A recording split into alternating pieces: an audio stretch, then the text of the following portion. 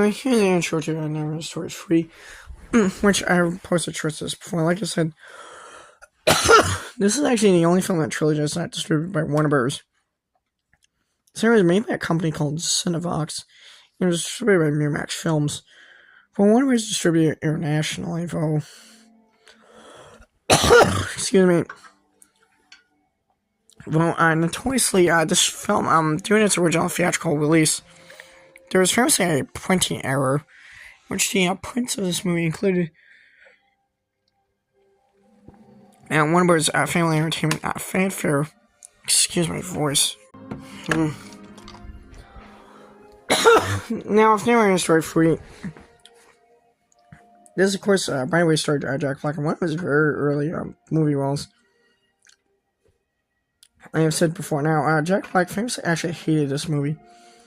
And Black's hatred for this movie is actually because when he actually signed on, as he was actually a huge fan of the original Neverending Story. As there was, I believe, a movie that he used to watch with his siblings, with his younger siblings a lot when he was younger. And he fell in love with the movie. So when he found out that this movie was actually happening, he actually wanted a role in it really badly.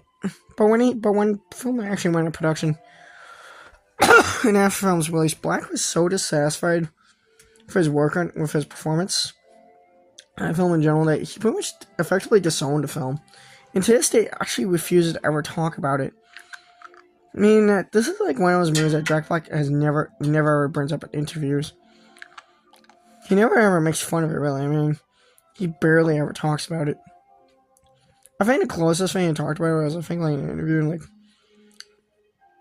2014 or so. I think when somebody had asked him about what is the film he was embarrassed of the most, and I think he just gave a hint that it was this movie without saying the name.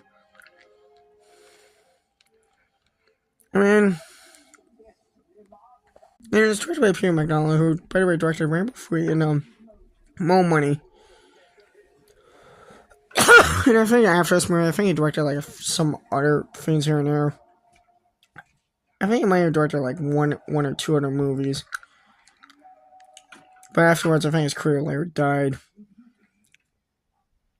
And I think he directed a lot of TV afterwards too.